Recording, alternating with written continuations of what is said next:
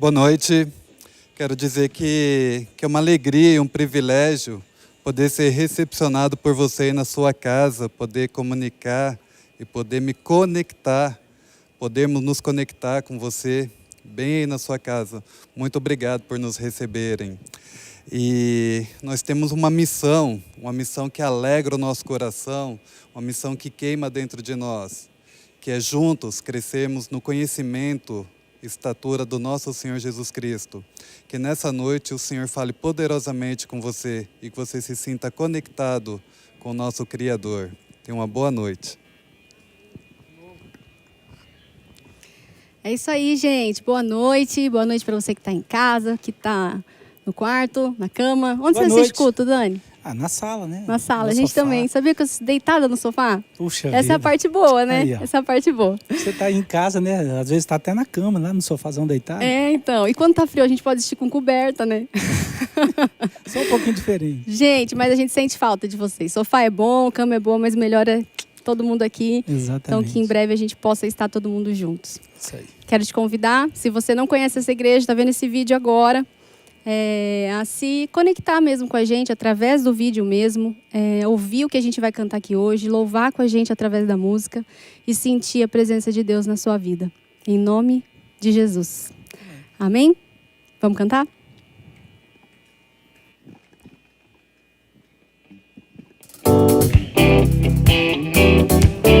Aí, bate palma aí nessa fase.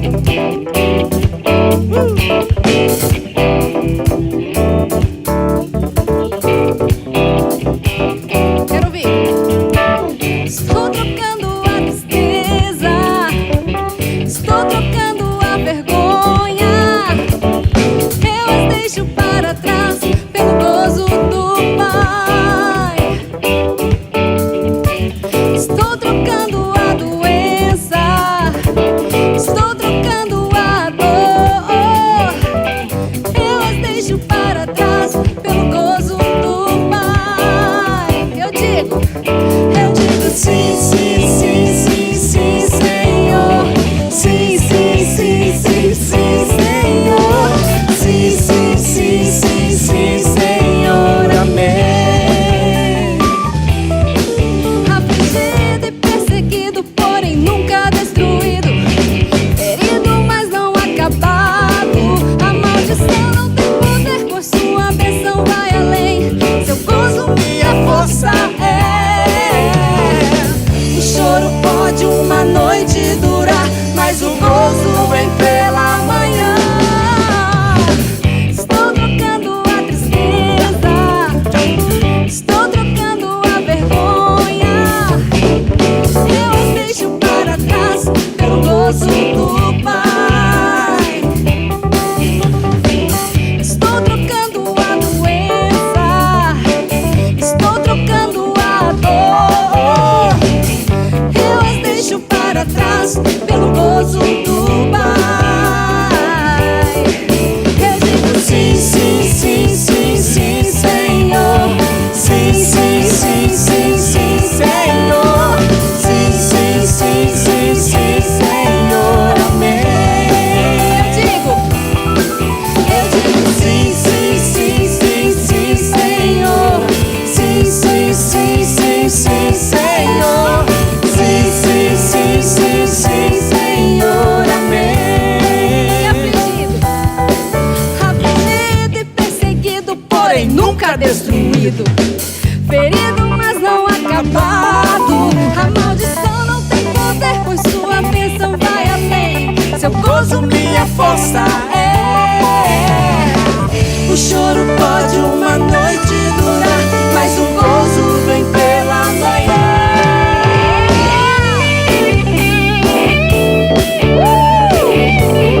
Aê, Caleb!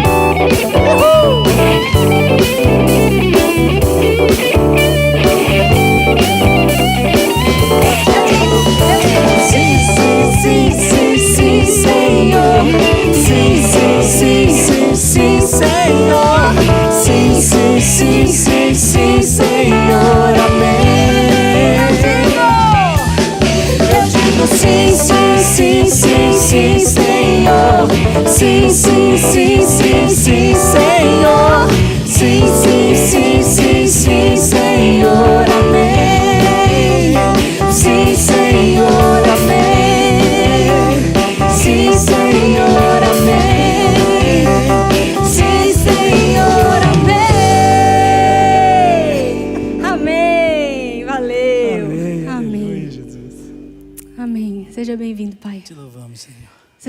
neste domingo, nas nossas vidas, nas nossas casas.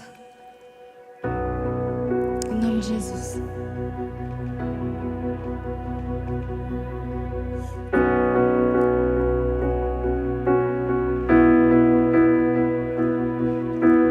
O domínio está em suas mãos,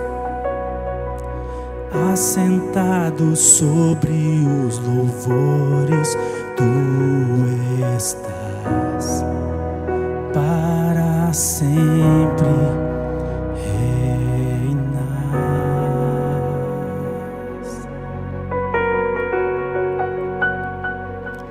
O governo só pertence a ti. Glória e honra sempre ao teu nome se dará, pois tu sempre reinas.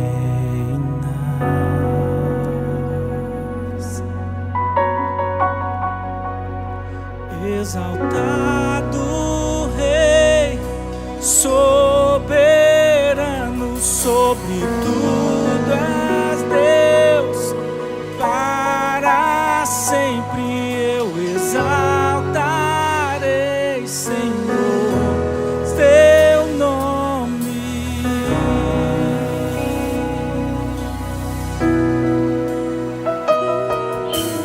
Minha vida está em tuas mãos, no controle de tudo eu sei que tu estás. Teu amor não falhará, Senhor. Oh, oh, oh. Teu amor não falhará.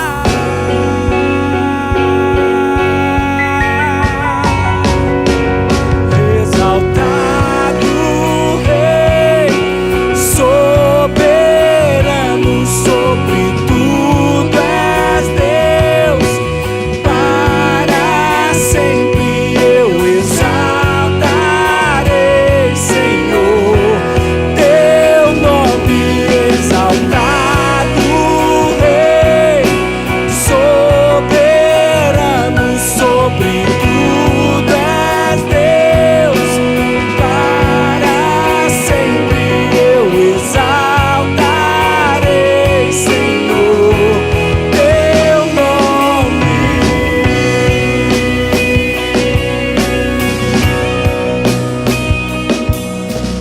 Glória e honra a ti, toda glória e honra a ti, para sempre te exaltamos. Todo louvor seja dado a ti, Senhor, para sempre te exaltamos. Glória e honra a ti, toda glória e honra a ti, para sempre te exaltamos. Todo louvor seja dado a ti, Senhor, para sempre te exaltamos. Exaltado Rei, soberano sobre tudo és Deus, para sempre eu exaltarei, Senhor, teu nome. Exaltado Rei, soberano sobre tudo és Deus, para sempre eu exaltarei, Senhor, teu nome.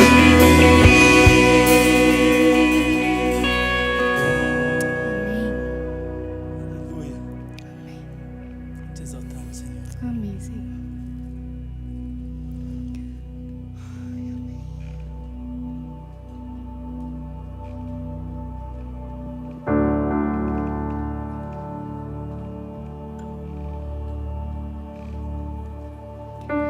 início eras a palavra, com Deus o Altíssimo. O mistério de tua glória, Cristo em ti se revelou. Oh, quão lindo esse nome é! Oh, quão lindo esse nome é! O nome de Jesus, meu Rei. Oh, quão lindo esse nome é!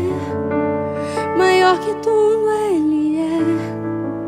Oh, quão lindo esse nome é! Nome de Jesus.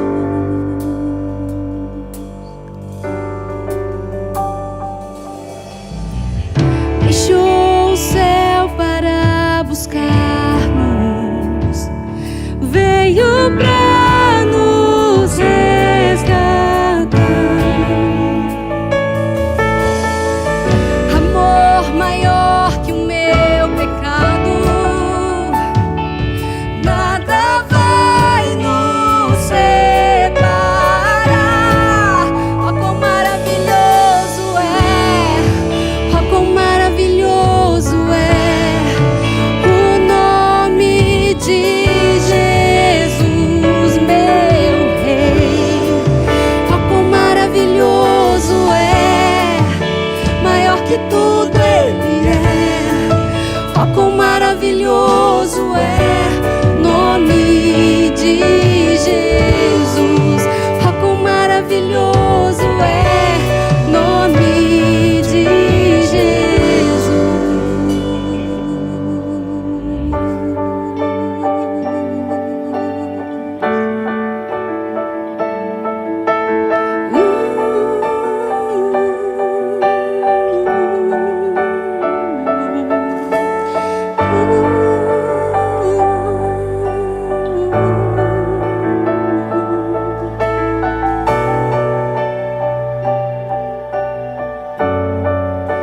A morte venceste, o véu tu rompeste, a tumba vazia agora está. O céu te adora, proclama tua glória, pois ressuscitaste, vivo estás. És invencível, inigualável, hoje e pra sempre reinarás. Teu é o reino, tu é a glória, e acima de todo nome está. Poderoso esse nome é, poderoso esse nome é, o nome de Jesus, meu Rei. Poderoso esse nome é, mais forte que tudo é. Poderoso esse nome é, nome de Jesus. És invencível, inigualável,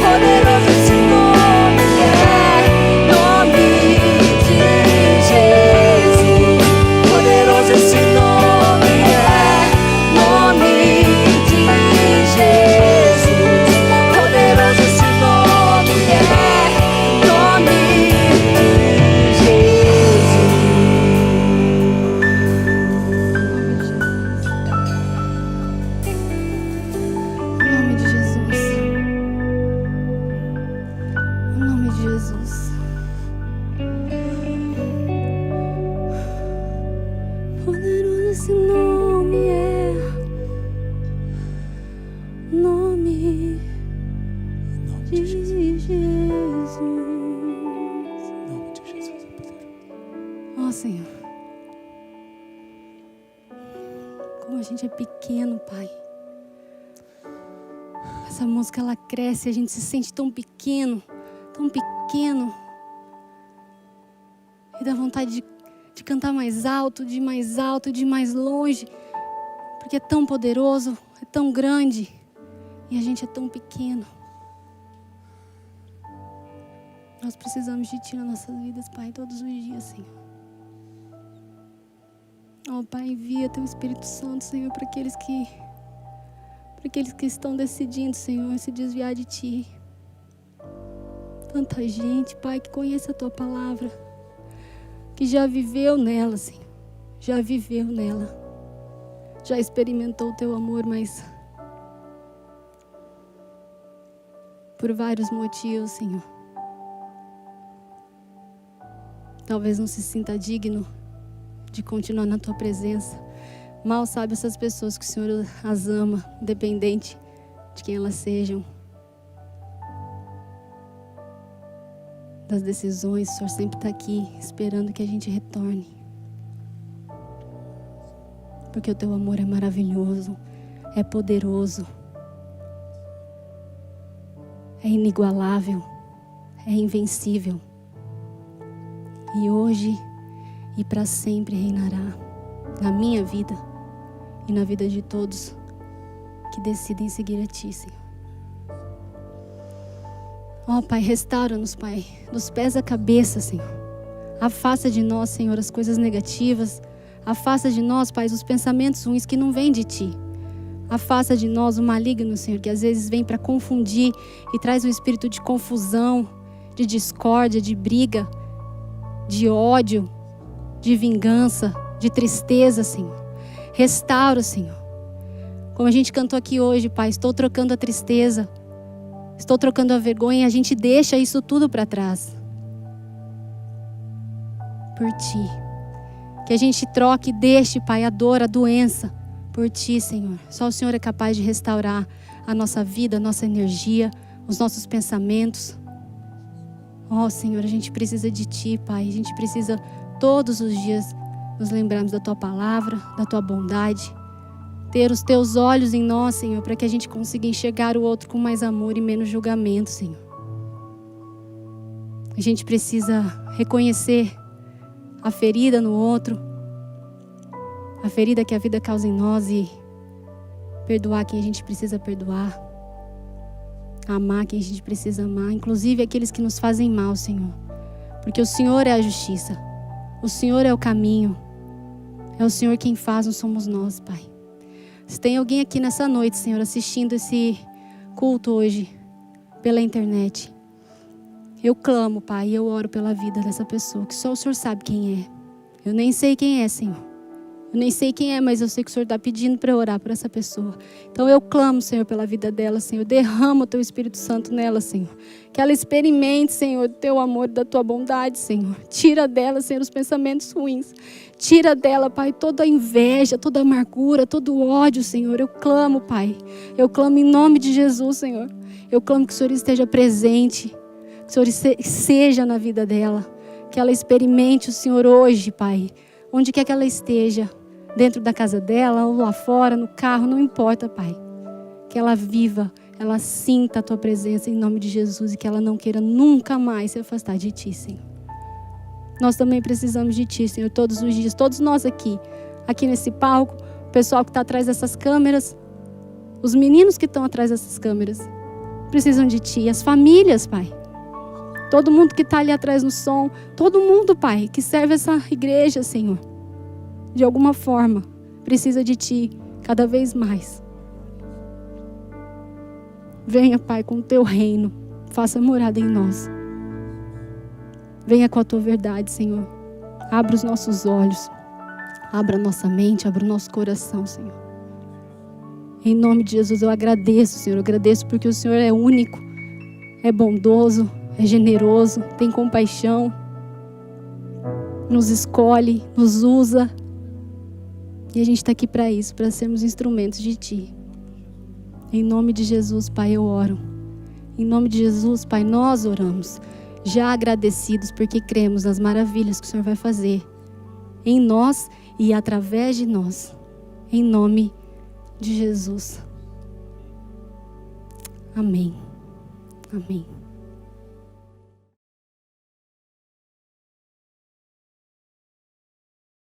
Eu queria dizer que é uma honra e uma alegria poder estar aí na sua casa, ser recepcionado por você na sua casa. Esse é o nosso momento de dízimos e ofertas, mas essa noite em especial eu queria falar com os casais. Eu queria que você que está sentado aí no sofá da sua casa olhasse para o seu cônjuge, olhasse para o seu esposo, olhasse para a sua esposa, porque eu queria trazer uma palavra diretamente ao coração de vocês. Há um tempo atrás eu falei aqui na capela sobre algo que a gente chama de um casamento de república, onde um tem uma determinada responsabilidade. O marido é responsável por pagar a escola das crianças, a esposa é responsável por pagar as contas de casa, um é responsável por fazer as compras, outro é responsável por pagar a parcela do carro. E dessa forma vai vivendo um casamento que ele muito mais se parece com uma república do que com um casamento em si. E hoje eu quero falar algo para o coração de vocês. Se vocês que deitam juntos, que dividem a mesma cama, mas têm sonhos diferentes, a vida de vocês não vai prosperar. Eu quero repetir, se toda noite você deita, você compartilha a cama com o seu cônjuge, mas cada um está vivendo sonhos diferentes, cada um está sonhando sonhos diferentes, a vida de vocês não vão prosperar, porque cada um está olhando somente para si. Enquanto você tiver no seu coração que a sua vida pertence somente a você mesmo, isso não é um casamento, isso é uma vida de república. Uma vida de república é onde eu quero todas as coisas para mim, onde o mais importante sou eu, onde eu estou no centro da minha vida, e não o meu cônjuge, não a minha família, não o meu filho. Então quero que nessa noite, que o Espírito Santo fale ao seu coração, para que tua vida, o teu casamento, ele seja verdadeiramente transformado, ele seja restaurado, que você possa, junto com o seu esposo, junto com a sua esposa, junto com os seus filhos, sonharem os mesmos sonhos. É muito importante que vocês tenham essa unidade familiar, que esteja claro no coração de cada um de vocês, que o sonho, que o propósito, ele é um só. Deus nos chamou para sermos um só, e Ele nos chamou, a nossa família representa a família de Deus aqui na terra. Então que nessa noite o Espírito Santo te convença que você vive um casamento, não uma república. Que nesse momento que nós estamos passando, que a gente, nesses últimos dias, a gente tem ficado mais tempo em casa e é justamente nesse momento que os relacionamentos, eles começam a se aflorar. Tudo aquilo que a gente deixava na rua, hoje nós não temos como mais deixar. Nós temos que enfrentar as nossas dores, nossas dificuldades dentro de casa. E temos que enfrentá-las junto com os nossos cônjuges. Então que o Espírito Santo fale com você nessa noite. Que Ele te convença que nós somos um e que teu casamento é um. E que a tua vida, certamente ela vai prosperar verdadeiramente quando você e seu cônjuge se entenderem como um em Cristo. Amém? Vai aparecer aqui na nossa tela os nossos dados, os dados da conta da igreja. Você que se sentir tocado pelo Espírito Santo, você que sentir no seu coração o desejo de ofertar, nós agradecemos, porque essa é uma maneira, os teus dízimos e as tuas ofertas é uma forma da gente levar cada vez mais a palavra para as pessoas, e que o Espírito do Senhor fale contigo. Paizinho, nós glorificamos e exaltamos o teu santo e poderoso nome. Papai, mais uma vez eu quero te pedir, em especial nesta noite, que casamentos sejam restaurados, Senhor, para que não viva uma vida onde cada um olha somente para o seu umbigo, mas que os casais possam olhar um para o outro, possam perdoar-se, possam arrepender-se, Senhor, que possam se abraçar, que possam rir juntos, que possam chorar juntos, que possam, Senhor, dividir a vida juntos, e que eles sejam alcançados pelo Teu Espírito Santo. É no doce, precioso nome de Jesus que nós oramos a Ti, Papai. Amém. Amém.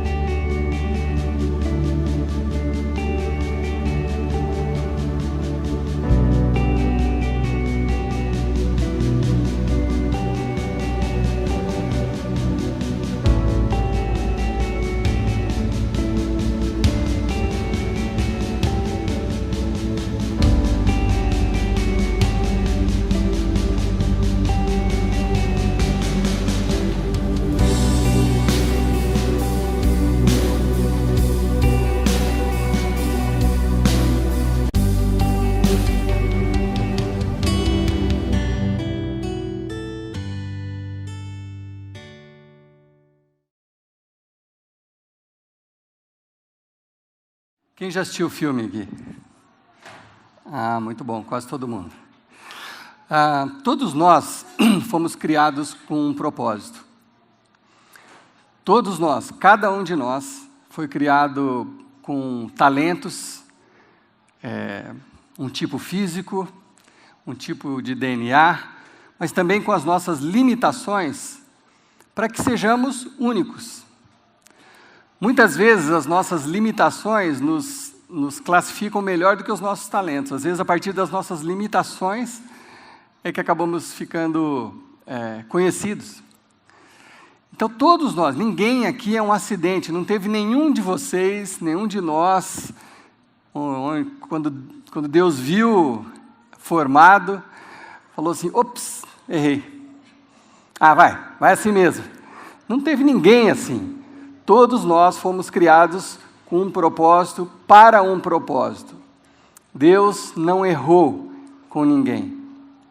O problema é que, num certo momento da humanidade, o pecado entrou nesse mundo. E o pecado traz como consequência duas coisas que nós dissemos na semana passada. O pecado traz como consequência a dor e a culpa. Então, por causa da culpa, o Adão foi o primeiro a se esconder de Deus. A culpa de ter pecado fez com que Adão se sentisse nu. E quando Deus foi procurá-lo, ele falou para Deus, eu tive que me esconder porque eu estava nu. E Deus falou, mas quem te falou que você estava nu? E quem falou para Adão que ele estava nu era a culpa que ele estava sentindo, pelo pecado, pela desobediência. Então o pecado ou traz culpa ou traz dor, sofrimento, quando você é vítima de um pecado de alguém. Quando você é maltratado, quando você é enganado, quando você é traído, quando você se desaponta, quando alguém te faz um mal proposital, você se torna vítima, e aquela dor, às vezes, traz vergonha. E junto com a culpa faz com que você queira se esconder. Por isso nós criamos personagens, colocamos máscaras para poder viver, para esconder quem nós realmente somos ou aquilo que sentimos, achando que essa é a única forma de viver nesse mundo corrompido.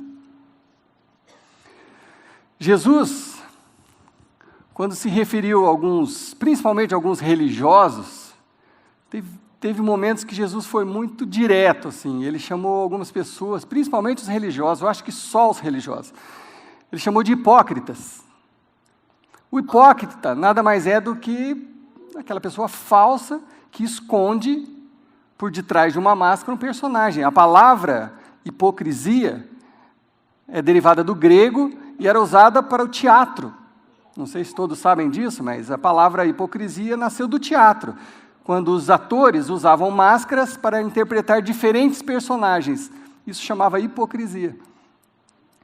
Então, a hipocrisia nada mais é do que a falsidade, é você estar usando uma máscara representando alguém que você não é. E qual é o grande problema nisso?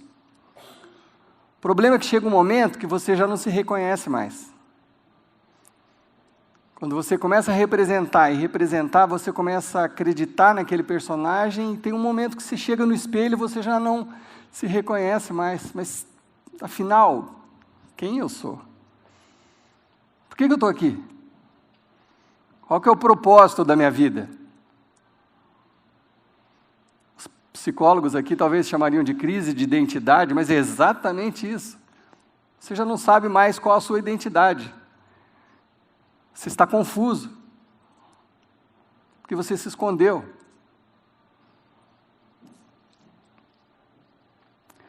E nós dissemos aqui semana passada que ninguém consegue ser feliz vivendo um personagem ou por detrás de uma máscara. Ninguém consegue ser feliz, porque tudo que você recebe, o amor que você recebe vivendo um personagem, não é você que recebe, é o personagem, ou a máscara que você está usando. Então é impossível você receber aquele amor. Então você está ali representando muito bem, mas por dentro você continua aquele menino assustado, com medo, com vergonha, escondendo alguma coisa, a culpa ou a dor. Porque quem está recebendo aquele acolhimento, aqueles agradecimentos, aqueles abraços, é o personagem que você criou. E aí a gente acaba se perdendo de nós mesmos. Mas todos nós, como eu comecei dizendo, todos nós nascemos com um propósito. Todos nós nascemos com algo para realizar. Deus não errou com ninguém. Com ninguém. Então eu quero usar esses próximos poucos minutos, e como essa série é meio cheia de imagens, meio cinematográfica, eu vou passar mais um trechinho de um outro filme, que chama As Invenções de Hugo Cabret, que tem um diálogo. Eu fui assistir esse filme há muitos anos atrás, achando que era para os meus filhos, para as crianças, e não é nada disso. É um filme muito interessante, um menino de 12 anos que vive numa estação de trem em Paris. É um filme muito rico de símbolos e muito interessante. Então, tem um diálogo falando exatamente sobre o tema dessa noite, então eu vou pedir que vocês prestem atenção e já nós voltamos.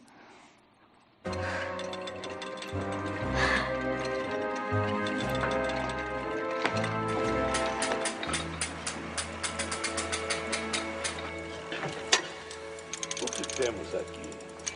Júlio Verne. Sim, isso.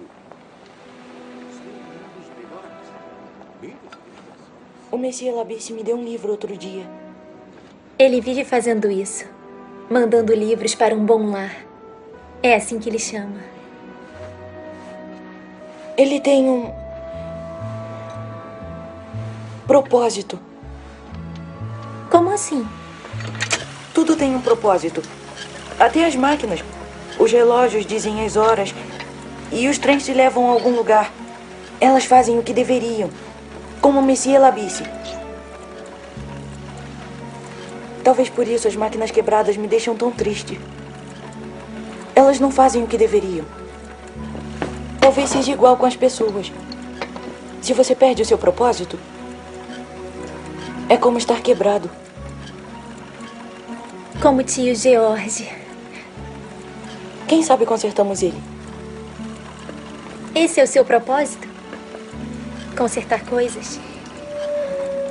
Eu não sei. Era o que o meu pai fazia. Qual será o meu propósito? Eu não sei. Talvez se eu tivesse conhecido meus pais, eu saberia.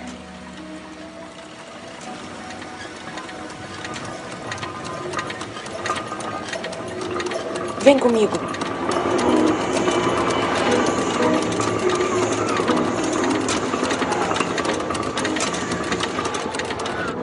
Logo depois que meu pai morreu, eu sempre vinha aqui. Eu imaginava que o mundo todo era uma grande máquina. As máquinas não vêm com peça a mais.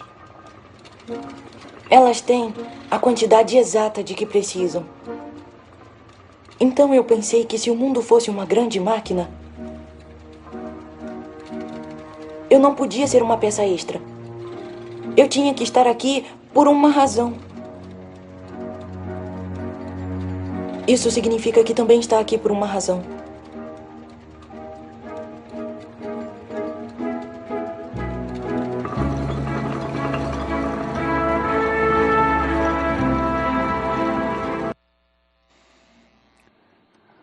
Todos nós estamos aqui por uma razão.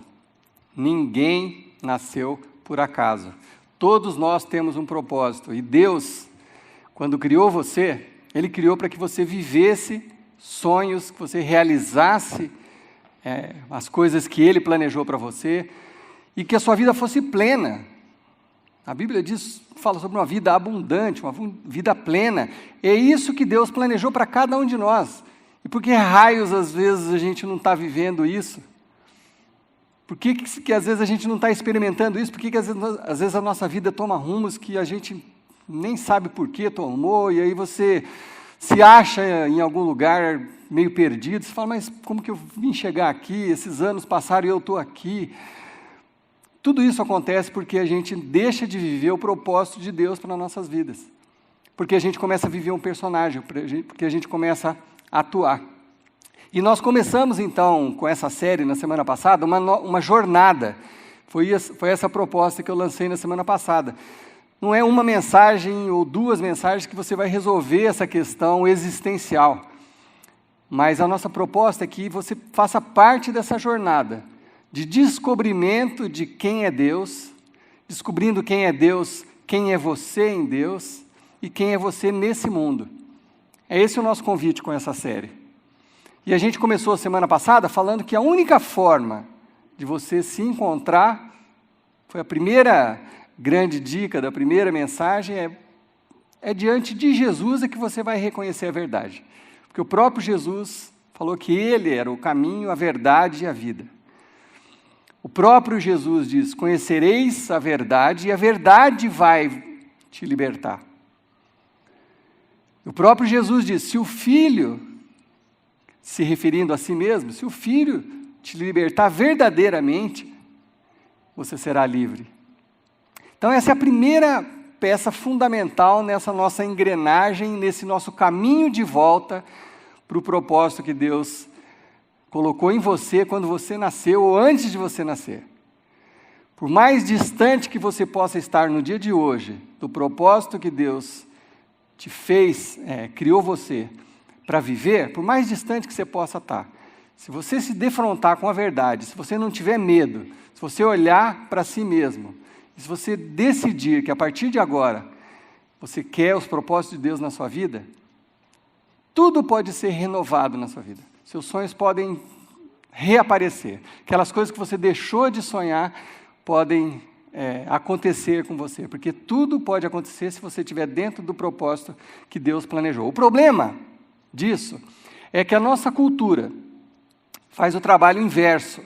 Ela te joga para outros caminhos. A cultura não quer a verdade, a cultura quer cultuar a mentira. A cultura quer que você seja um personagem. A cultura quer que você tire vantagem em relação às outras pessoas. A cultura quer que você finja de bonzinho para conseguir uma promoção, para conseguir isso.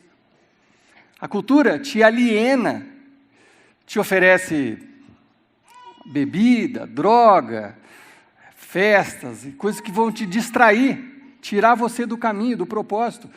A cultura faz o trabalho ao contrário. A cultura diz para nós que a nossa reputação, o que as pessoas acham de nós, é mais importante do que o caráter de cada um de nós.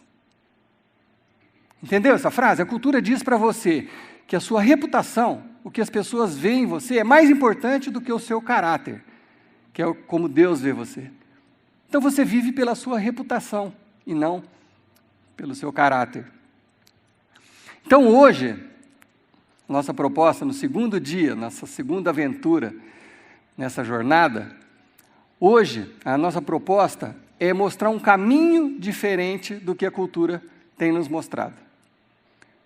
Um caminho talvez um pouco mais complicado do que você tem visto por aí. Mas é o caminho do resgate do propósito que nós temos diante de Deus, o que Deus nos criou para ser. Talvez não seja fácil, mas vale a pena você investir seu tempo nisso. Bom, a primeira coisa, eu vou fazer uma afirmação aqui, que vai desestimular alguns a continuar nessa série. Então talvez hoje seja seu último capítulo aqui. Mas é uma afirmação muito verdadeira. É que o propósito da sua vida tem menos a ver com você e mais a ver com Deus. O propósito da minha vida e da sua vida tem mais a ver com Deus do que com você mesmo. O propósito é muito maior do que as suas realizações pessoais. Os sonhos de Deus para você e para mim sempre envolvem as outras pessoas. Você pensa bem, vamos fazer um exercício de imaginação. Deus sonhando um projeto de vida para você. Para o fulano, Deus imaginando isso, né? Não, meu sonho para o fulano é que ele seja um empresário bem-sucedido, tenha uma casa na praia, um jet ski, uma lancha, uma mulher linda, sem celulite, e que possa, que ele tenha uma família grande. Você imagina se Deus vai sonhar com coisas, que Ele tem uma conta na Suíça, repleta de dinheiro. Você imagina se Deus, o Criador do Universo, vai ter esse tipo de sonho para você, com coisas.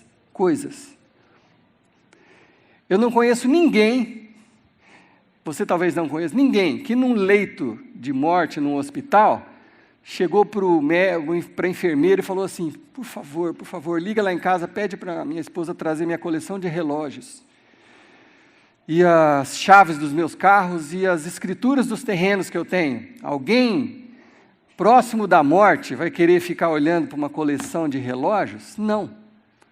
Você quer gente. Aquilo tudo perde o valor. Todas essas coisas não têm valor, são só coisas. Então, os sonhos de Deus, para mim e para você, envolvem muito mais do que as coisas. Claro que você pode ter as coisas, óbvio. Mas isso precisa ser consequência de um investimento, de um trabalho, de alguma coisa lícita e bacana que você faça com um propósito. Aí, maravilha.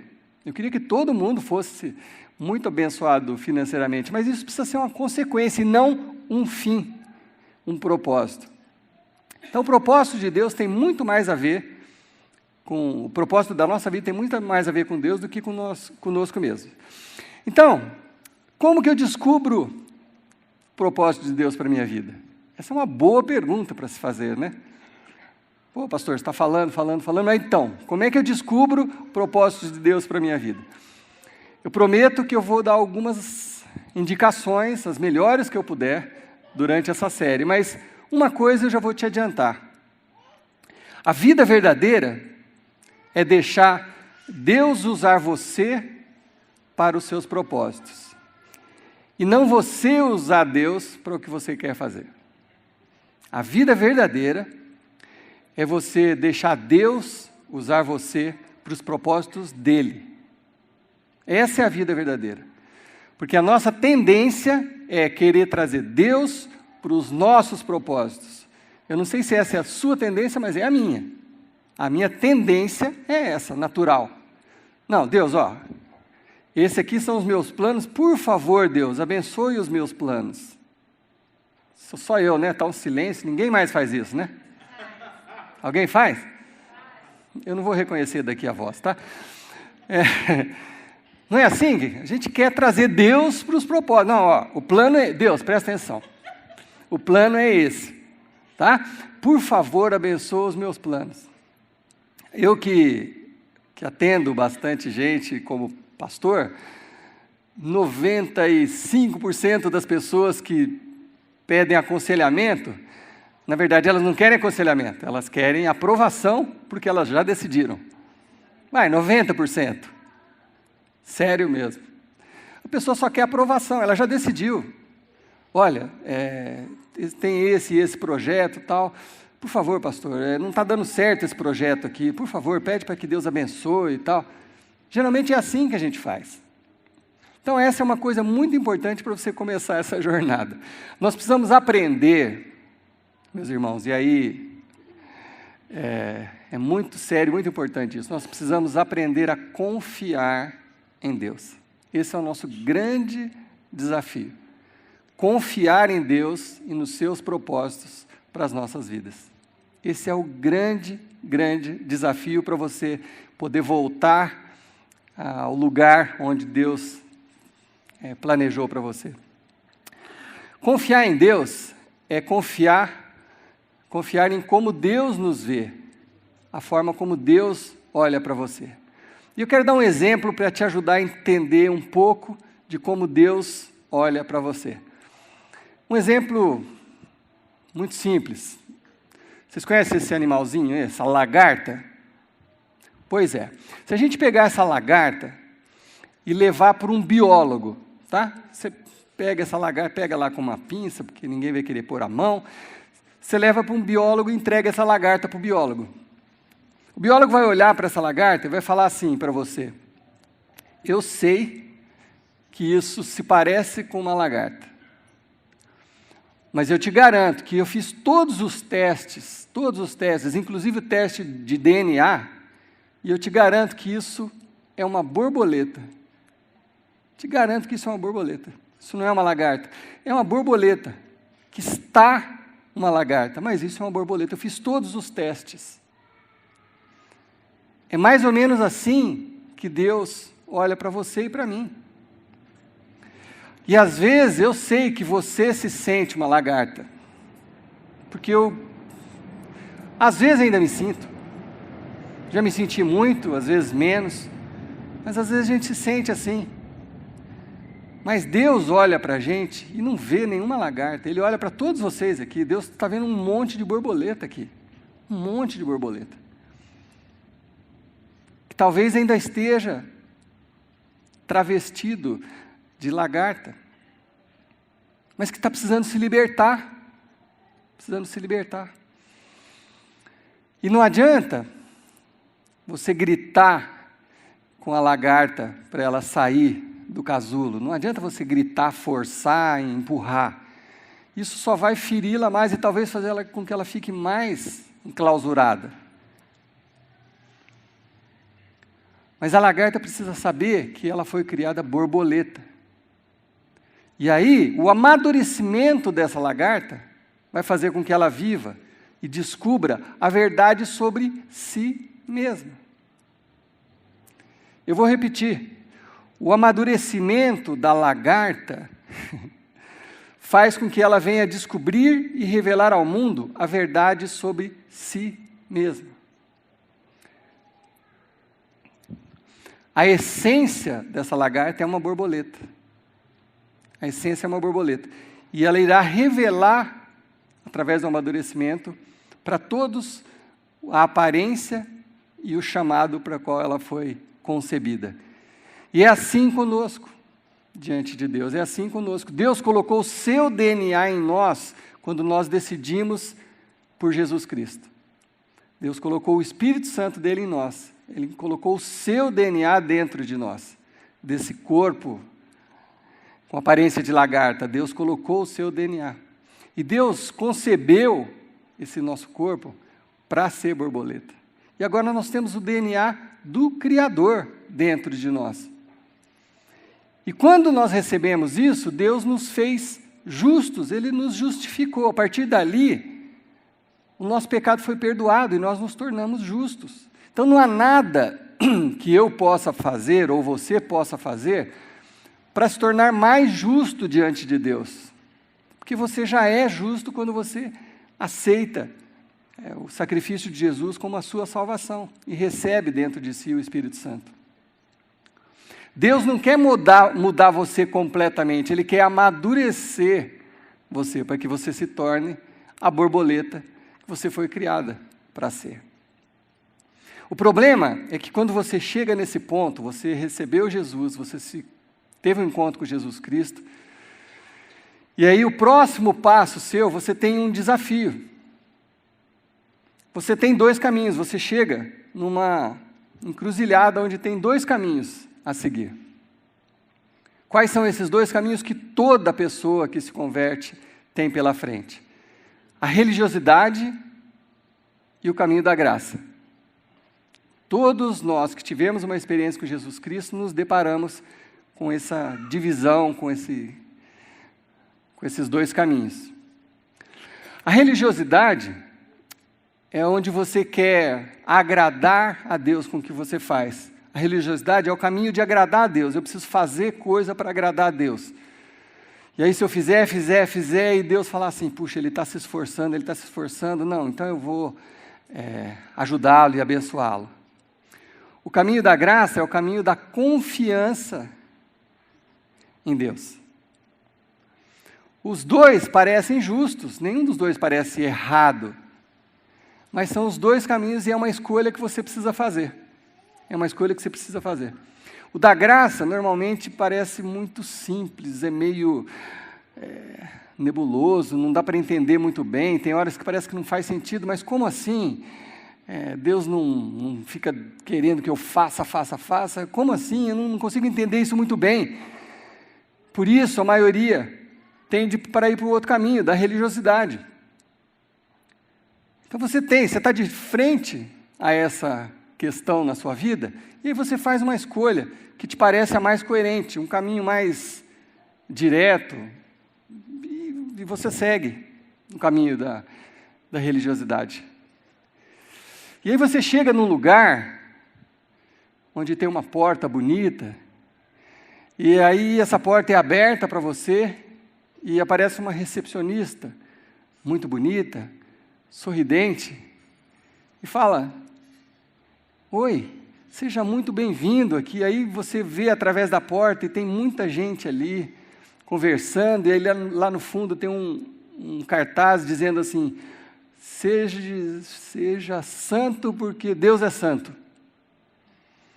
E está um monte de gente ali, aí a pessoa está ali te recebendo, e aí você fala: olha, eu conhecia Jesus e agora eu quero conviver com o povo de Deus, e eu acho que esse caminho é o mais certo, é o mais viável para mim.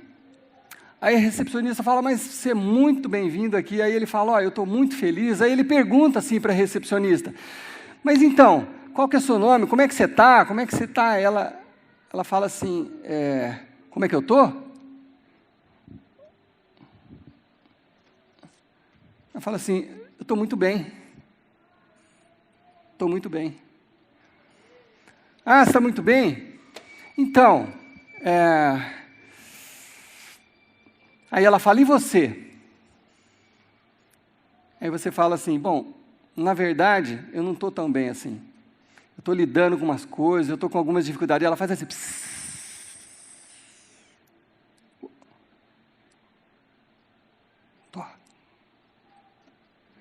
Porque todo mundo ficou em silêncio. A hora que ele começou a falar que ele estava enfrentando dificuldades e tudo, todo mundo parou e ficou olhando para aquela pessoa. Aí ela deu isso aqui para ele. Aí ele fala: mas eu preciso ser aceito, eu quero ser aceito ali nesse meio. Eu estou bem, estou muito bem. Aí todo mundo volta a conversar, ufa. Todo mundo está conversando e se abraçando, aí a pessoa entra e começa a fazer parte daquele lugar, começa a viver ali. Mas aí vai passando o tempo, e ele vê que algumas coisas não são exatamente da forma como elas se apresentam. Algumas pessoas são falsas. Quando ele tem a oportunidade de ver alguém através da máscara, ele vê um rosto cansado, abatido. E aí ele começa a se sentir assim. Aí ele fala: não, acho que está faltando eu me esforçar mais. Aí ele se esforça mais para agradar a Deus. Quem sabe se eu fizer isso e aquilo, e 7 semanas disso, e corrente daquilo, e não sei o quê, e visitar não sei quantos, acho que Deus vai me amar mais. Mas ele vai se cansando. Aí ele vai se cansando. Até uma hora que ele retorna. E ele tem 2 opções. Ou ele segue um outro caminho, ou ele desiste. E muitos chegaram nessa posição e desistiram. Desistiram. Mas ainda existe uma outra possibilidade, existe um outro caminho. Existe um outro ambiente, o caminho da graça. Que é mais complicado de chegar, tem algumas coisas na frente, não dá para entrar muito bem, precisa desviar de algumas coisas, mas tem um outro caminho. E aí ele começa a caminhar esse novo caminho, e aí ele se depara com uma outra porta, e aí está escrito: vivendo o que Deus diz que eu sou. Interessante. E aí, na hora que ele se aproxima da porta, uma recepcionista abre a porta, com um sorriso. Fala: seja muito bem-vindo. Como que você está? Aí ele pensa, ele fala: não. Estou bem. Aí todo mundo fica quieto lá dentro. Todo mundo fica olhando assim. Aí ele: na verdade eu não estou não. Na verdade eu não estou bem. Estou cansado, estou frustrado, estou desistindo. Tive muito desapontamento. Aí todo mundo começa a conversar de novo. Ufa! Aí ele fala assim: não, na verdade, nem sei o que eu estou fazendo aqui, eu estou cansado, eu acho que eu vou embora. E vai saindo. E a hora que ele vai saindo, uma voz lá de dentro fala assim, ei, ei, ei. Mas é só isso? Eu vim exatamente para aqueles que estão cansados. Eu vim exatamente para aqueles que estão frustrados. Eu vim exatamente para aqueles que não estão acertando, que estão doentes. E a recepcionista fala assim, eu acho que o que ele quer dizer é que você é bem-vindo aqui.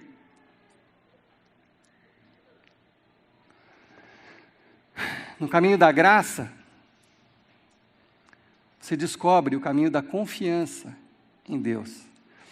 No caminho da graça, você descobre pessoas dolorosamente reais, imperfeitas, mas que estão buscando, com honestidade, com uma honestidade brutal, a conhecer Jesus, a ser libertadas por Jesus, a serem acompanhadas por Jesus, a serem ministradas pelo amor de Jesus.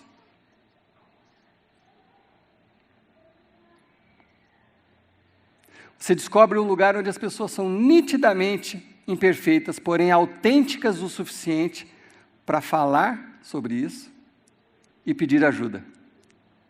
É isso que você encontra na sala da graça, na cabana da graça. Eu espero que na capela da graça.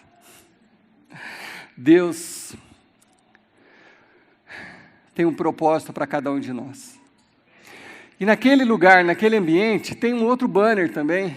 Está escrito Hebreus 11:6. Você fica intrigado com aquilo. O que será que significa isso?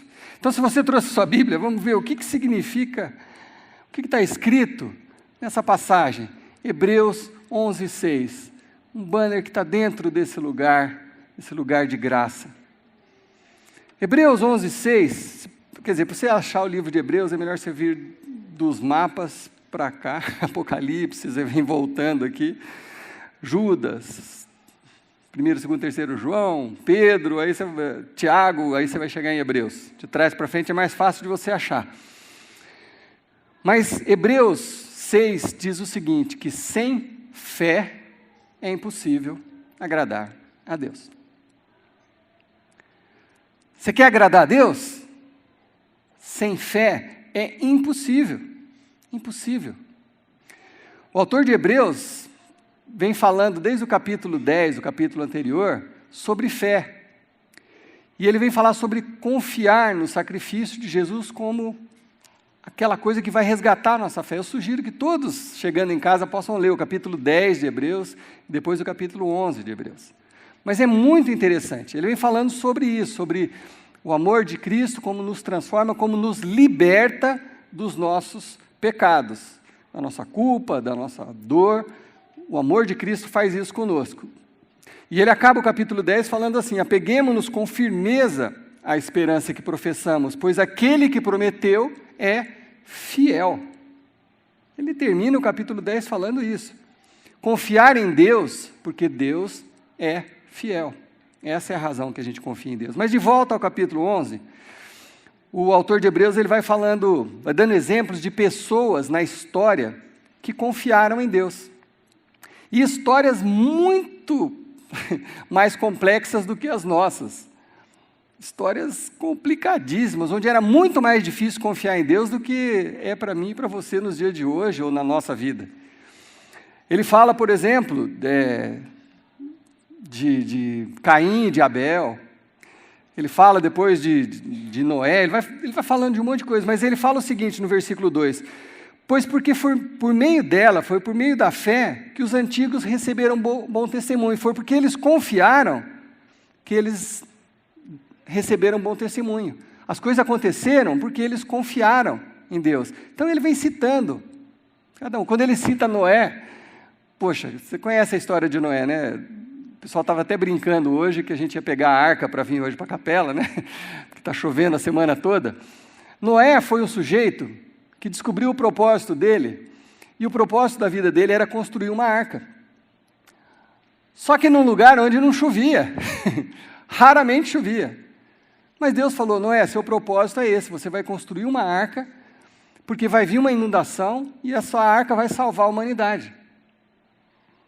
E Noé foi chamado de louco, e ele ficou 120 anos construindo a arca. Às vezes, com 120 minutos, você já desiste de alguma coisa, né? Ah, não, esse não deve ser o propósito de Deus na minha vida. Não é possível. Você imagina Noé. Gente, Noé existiu, imagina Noé. Deus falou: olha, você precisa construir uma arca. Durante 120 anos. Pô, mas Deus, vou passar minha vida construindo uma arca? Sim. E ele fez, porque confiou em Deus. Confiou. E o que aconteceu? Noé não só salvou a humanidade, né, a sua família e, portanto, a humanidade, como viveu mais 350 anos para comemorar isso. Bacana, né? Noé viveu 950 anos. Então ele teve muito tempo para celebrar aqueles 120 anos que ele investiu naquilo. Porque esse era o propósito dele. E outros. O autor fala de Abraão, que era de idade, e Deus falou: olha, Abraão, seu propósito é ser o pai de uma grande nação. O Abraão riu porque ele já era velho. Talvez alguns daqui já falaram: não, agora essa mensagem está com 20 anos de atraso. Eu devia ter escutado isso quando eu era adolescente, quando eu era... Não tem atraso. Abraão era um homem idoso. Sara, sua esposa, era idosa. E Deus falou: olha, o propósito da sua vida é ser pai de uma grande nação. Abraão fez o quê? Confiou. Confiou. E a mulher dele, que era idosa e estéril, teve um filho. E a partir desse filho, toda a nação judaica, que até hoje nós temos por aí, nasceu desse casamento, se tornou uma grande, grande nação. E outros, Moisés, quando Moisés foi chamado, Moisés precisou tomar uma decisão difícil, porque ele era um príncipe. Ele tinha todas as regalias, família, conforto, mas ele foi chamado por Deus para libertar o povo da escravidão. Ele teve que tomar uma decisão difícil, de confiar em Deus, de que Deus tinha um propósito para a vida dele. Moisés se sentia inseguro, ele era gago, né? Ele tinha dificuldades, mas o que ele fez? Ele confiou. E quando, diante dele, o mar estava... eles estavam sendo atacados, o mar se abriu. Deus abençoou o projeto que ele mesmo tinha escolhido para Moisés. Enfim, lá no versículo 11... aí ele fala de Abraão, como nós já falamos. Pela fé, Abraão, que também é a própria Sara, apesar de ser estéril, em idade avançada, recebeu o poder para gerar um filho, porque considerou fiel aquele que havia feito a promessa. Moisés, que nós acabamos de falar, pela fé, atravessou o Mar Vermelho como em terra seca. Quantas coisas Deus fez através desses homens. E muitas mais coisas poderiam ser contadas pelo autor de Hebreus, e ele mesmo fala assim: olha, eu podia contar muito mais experiências de pessoas que confiaram em Deus e descobriram o seu propósito. E ele cita lá no versículo 32, que mais direi? Olha, o autor de Hebreus falando isso. Não tenho tempo para falar de Gideão, Baraque, Sansão, Jefté, Davi, Samuel e os profetas, os quais pela fé conquistaram reinos, praticaram a justiça, alcançaram o cumprimento das promessas, fecharam bocas de leões. Eu teria muitas histórias ainda para contar, mas a gente não tem todo esse tempo. Vamos entender logo o que é confiar em Deus, confiar em Deus. Deus está dizendo uma coisa muito simples para mim e para você. Você precisa aprender a confiar em Deus. Se você viver verdadeiramente confiando em Deus na sua vida, você vai redescobrir o propósito e o caminho que Deus tem para você. Aquele você exclusivo, que é diferente de todo mundo, que tem talentos, que tem limitações, que é alto, que é baixo, que é largo, que é estreito, todos nós. A forma de você descobrir para que você foi criado, qual o seu plano, qual o seu objetivo aqui nessa vida, é confiando em Deus. Mas aí você fala assim, poxa, mas aí eu fiquei esse culto inteiro, saí da minha casa com chuva, estou esperando até agora para o pastor falar assim que eu preciso confiar em Deus? Eu confio em Deus. Será que confia mesmo? Será que confia mesmo? Será que confia mesmo? Se amanhã você receber uma proposta de emprego que inclua você mudar de cidade, mas a sua família não pode ir junto, e aí você vai visitar sua família uma vez por mês, mas você vai ganhar 3 vezes o que você ganha hoje. Você vai? Porque a Bíblia diz que a gente, a não ser que seja por um período específico, mas a Bíblia diz que a gente precisa cuidar da nossa família, administrar a nossa casa. Será que pelo dinheiro vale a pena você... Será que você confia que Deus quer que você se separe da sua família, fique longe, vivendo longe, veja uma vez por mês os seus filhos? Será que esse é o propósito de Deus ou é o seu propósito? Será que você confia mesmo? Será que a hora que as discussões começam a aumentar na sua casa, no seu casamento, aí chega uma hora que a coisa esquentou tanto que você fala assim, eu preciso tomar uma decisão. Eu preciso ser feliz. Tchau, estou indo.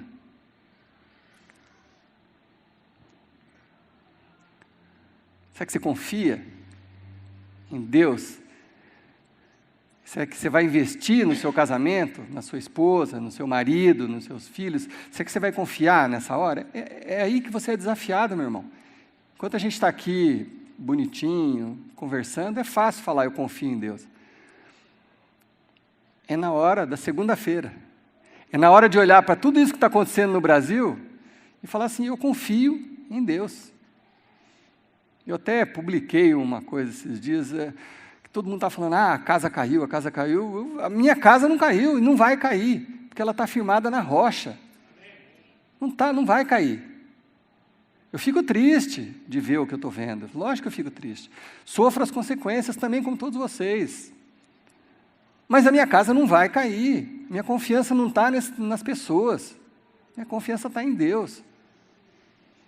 E é isso que a gente faz quando a gente se junta aqui. Igreja é isso, vai ter um capítulo dessa série que nós vamos falar sobre essa comunhão. Igreja é isso, é um fortalecendo o outro, um abraçando o outro, um levantando o outro. Quando um fraqueja, o outro levanta. Hoje, aqui, a Kelly não estava passando bem. Ela ficou ali, deitada para poder entrar aqui, e a gente ficou ali acudindo, fomos lá buscar uma barrinha de cereal, um Gatorade, ela não estava passando bem. A igreja é isso. A igreja é isso, a gente está junto. Na dor, na alegria, na tristeza, na dificuldade. E é aí que você vê se você confia em Deus, é na hora que você é desafiado, que você vê se você confia em Deus. Para as meninas, novinhas, solteiras, adolescentes, jovens, já estão fazendo 6 meses de namoro, 1 ano de namoro, você confia em Deus. Na hora que o namorado começa a apertar, fala, puxa vida, 1 ano já namorando, né? Já está na hora do próximo passo.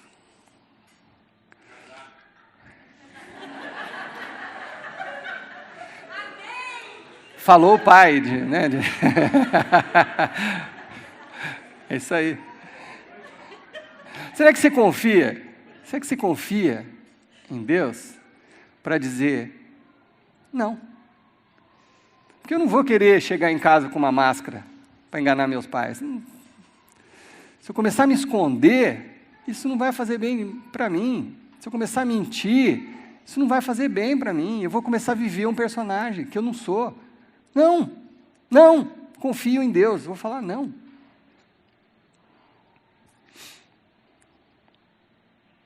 Quando a galera, tal, festeira, isso aqui, vamos, não, todo mundo faz, todo mundo fuma, todo mundo experimenta. É essa hora que você vai ser testado. Será que nessa hora você vai falar, não, eu confio em Deus e nos propósitos que Ele tem para a minha vida. Se eu começar a fazer isso, eu vou ter que fingir lá na igreja, vou ter que fingir para as pessoas, vou ter que falar que eu não sou assim, que eu não estou fazendo, vou ter que enganar meus pais, vou ter que mentir no trabalho. Não, eu não bebi, estou bem. Eu vou ter que começar a mentir, criar um personagem que eu não sou. É essa a hora. Então, a única maneira de você agradar a Deus é confiando em Deus. Mas aí você fala assim, mas e as bênçãos? E as bênçãos? Afinal, eu saí de casa numa chuva dessa, porque eu quero saber como é que isso vai se reverter em algum... Tá bom, tá lá, no primeiro versículo que eu li, versículo 6, Hebreus 11, 6, a continuação do versículo é assim, sem fé é impossível agradar a Deus, pois quem dele se aproxima, quem se aproxima de Deus, precisa crer que Ele existe, crer que Deus é quem Ele diz que é, e que Ele recompensa aqueles que o buscam. A bênção vem como consequência da sua confiança em Deus. A bênção material, a bênção emocional, a bênção física, ela vem como consequência da sua confiança em Deus, de você decidir que você vai confiar, que você vai viver de acordo com o que Deus planejou para você, de acordo com os ensinamentos de Jesus Cristo, que são o melhor para as nossas vidas, que são a verdade que liberta cada um de nós. Então, meu irmão, o propósito da minha vida e da sua tem menos a ver com a gente mesmo, com as nossas ambições, e tem mais a ver com confiar no que Deus tem para nós. Eu sei que essa está sendo uma mensagem um pouco mais densa. Semana que vem a gente vai ser um pouco mais prático. Vou falar de alguns passos para você recobrar o seu amor próprio, o amor de Deus e o amor das pessoas. Vai ser bem mais prático. Mas não dá para a gente pular estações. É muito importante o que a gente está falando hoje.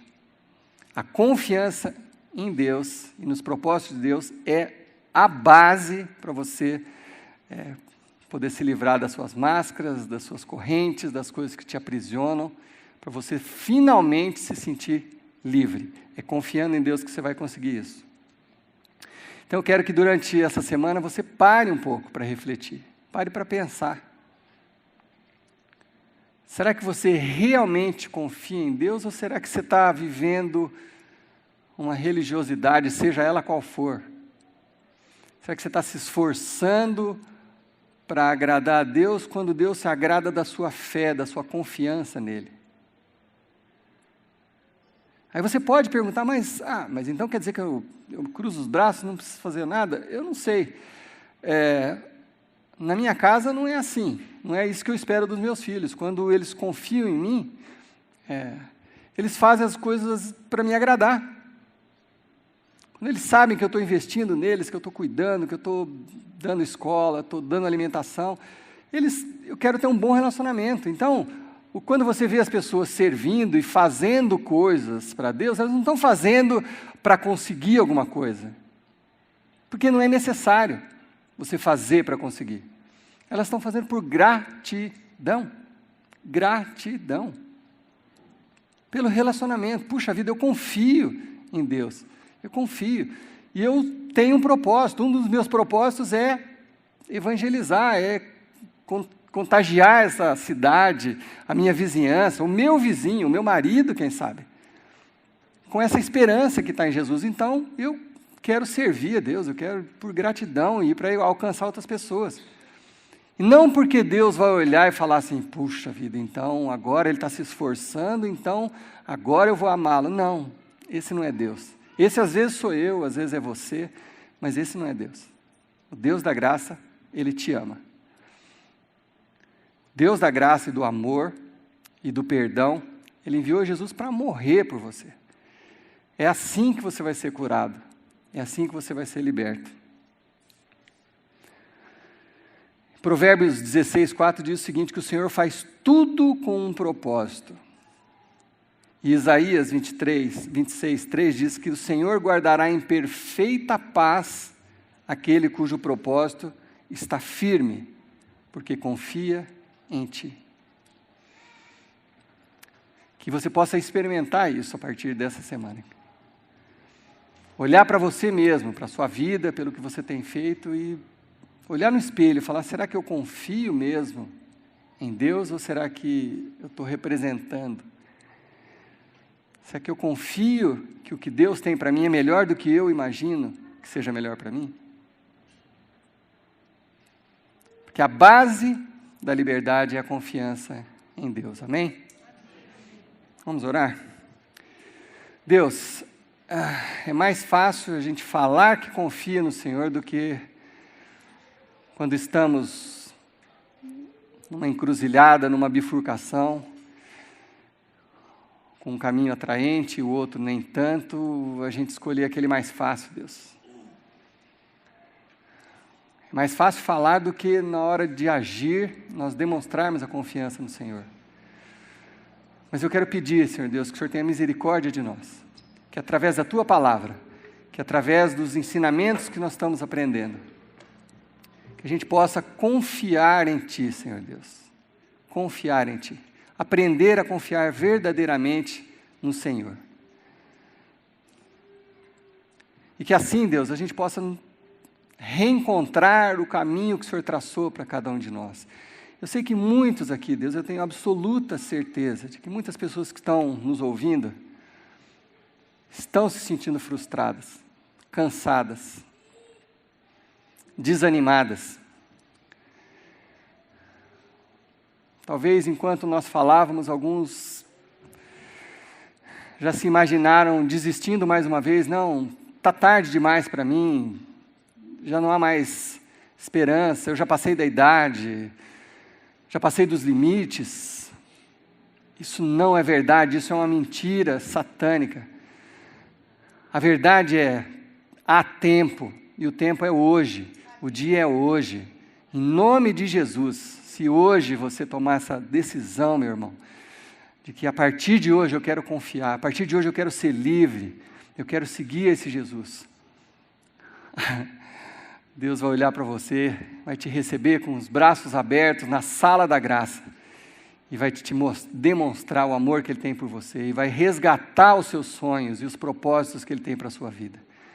Deus, ajude-nos a confiar no Senhor todos os dias da nossa vida. Amanhã, segunda-feira, ajude-nos a confiar no Senhor, para que possamos, Senhor Deus, experimentar as bênçãos reservadas para aqueles que confiam, porque o Senhor é fiel. Amém, Jesus.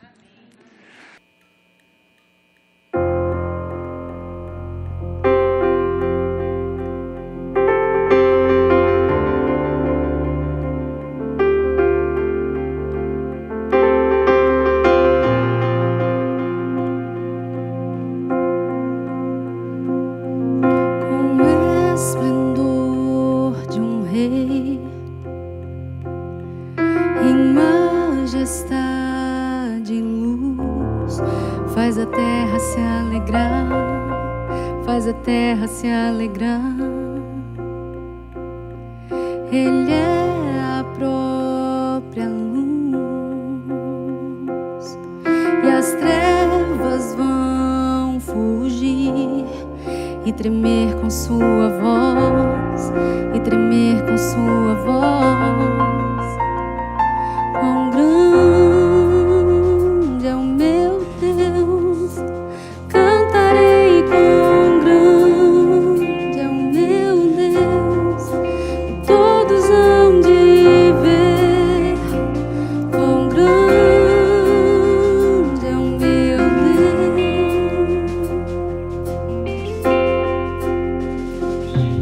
Por gerações Ele é, o tempo está em tuas mãos, o começo e o fim, o começo e o fim.